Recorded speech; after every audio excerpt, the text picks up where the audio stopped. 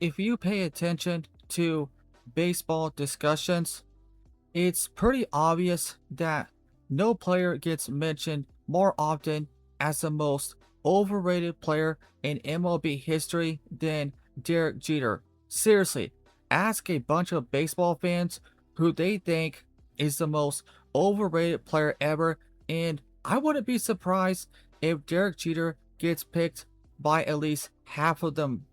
And you know what's funny about that? If everybody is already calling Derek Jeter overrated, then how is he still overrated? That's the point of this argument that doesn't make really any sense to me. Derek Jeter obviously had flaws.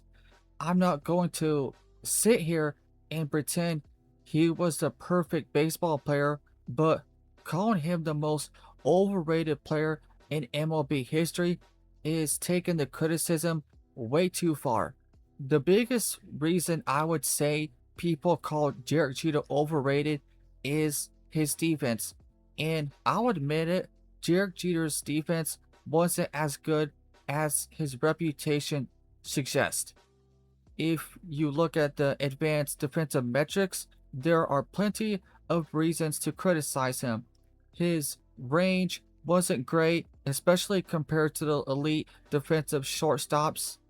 He wasn't an Ozzie Smith type defender, and he wasn't somebody you would put on an all time defensive shortstop list. But here's where I think people go too far. Derek Jeter wasn't a terrible baseball player because he wasn't an elite defensive shortstop. He still had excellent hands. He had a strong and accurate throwing arm. He was generally reliable when he got to the ball. The biggest issue was that he didn't get to as many balls as, the great defensive shortstops. That's a legitimate weakness. But there's a difference between Derek Jeter was overrated defensively than saying Derek Jeter was a terrible defensive player. Those aren't the same thing. And honestly, if defense is the biggest argument for calling Derek Jeter the most overrated player ever, that doesn't exactly prove the case. Because I'm talking about a shortstop who was still an incredibly productive offensive player. Another criticism I hear is that Jeter wasn't a power hitter. Okay, and Derek Jeter, he wasn't supposed to be a 40 to 50 home run guy. Not every great hitter needs to hit for massive power. Look at guys like Stan Musial, who wasn't known for their primary power.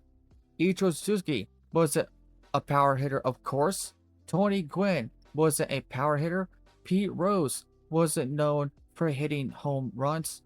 Are we going to criticize those guys for not hitting enough home runs? No, of course not. Their games were built around different things. Derek Jeter's game was about hitting for average, getting hits, putting the ball in play, getting on base, running the bases, and consistently producing. And he was very, very good at it. Derek Jeter, he has 8 seasons with at least 200 hits and 8 seasons batting 300 or better. During the heart of his career, his prime, 1996 to 2009, Derek Jeter averaged around 195 hits and a 318 batting average per season. Think about that. For more than a decade, this guy was basically giving you 200 hits and a 300 plus batting average every single season. And then there's the career total. Derek Jeter, he finished with 3,465 career hits, which ranks 6th all time in MLB history.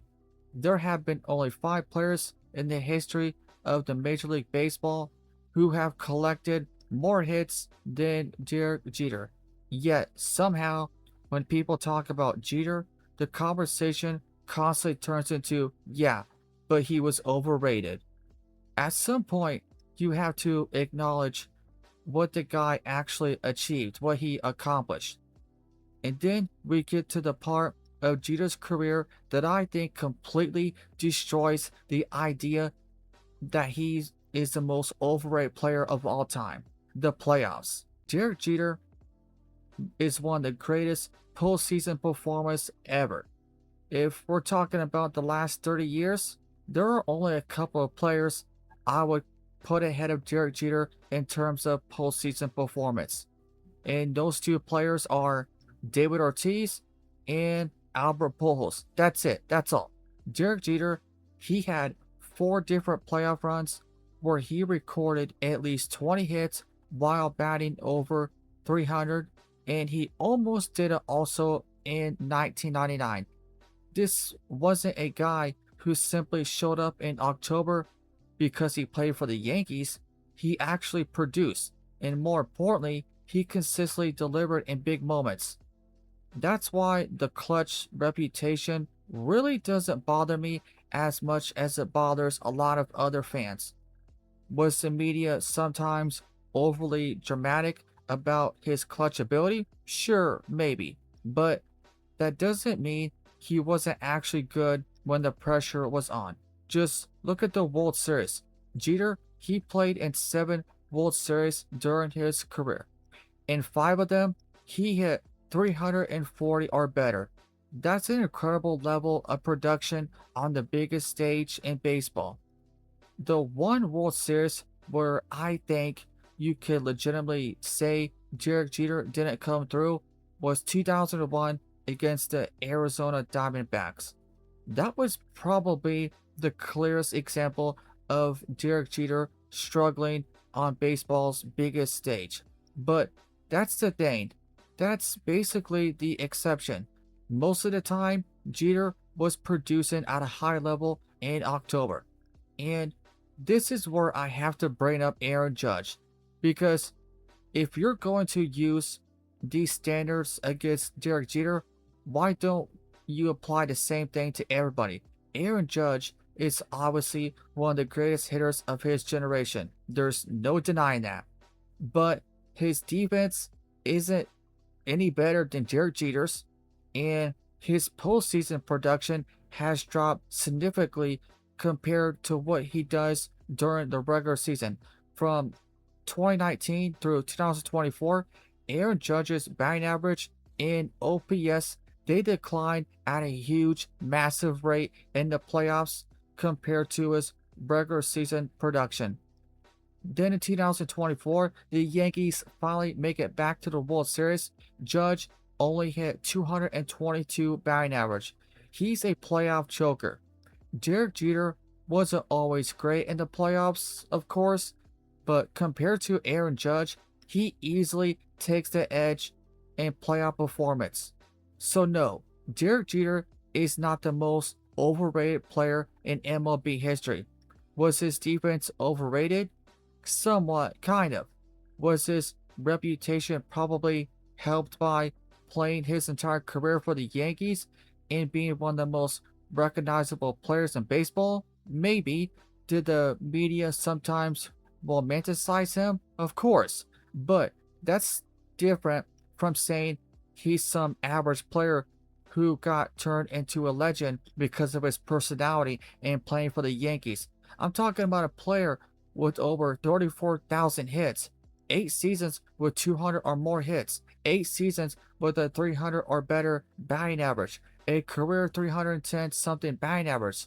He's 6th all time in hits, 5 World Series championships, went to the World Series 7 times, and one of the best postseason resumes of his generation. You don't have to think Derek Jeter was the greatest shortstop ever. You don't even have to think he was the best shortstop of his generation. You could criticize his defense, sure. You can criticize his lack of power, I guess. You could argue that advanced metrics don't view him as highly as traditional statistics and the reputation do. All of those are fair, but calling him the most overrated player in MLB history, I just don't see it. And honestly, there's something ironic about the entire Jeter overrated argument. The guy has been called overrated so many times that being Derek Jeter is overrated has practically become the default of baseball opinion. At some point, you have to stop listening to the reputation and actually look at the player. Because when you do, you see a guy who had some real weaknesses, but also had an amazing, incredible resume. Elite consistency, tremendous longevity, and postseason production that most players could only dream about. Derek Jeter wasn't perfect. He wasn't the greatest defensive shortstop. He wasn't a power hitter. He wasn't the greatest player in MLB history, obviously, but the most overrated player in MLB history? No, absolutely not. So that'll be it for this video. Leave a comment. Tell me what you think. I much appreciate it if you click the like button. Thank you for watching.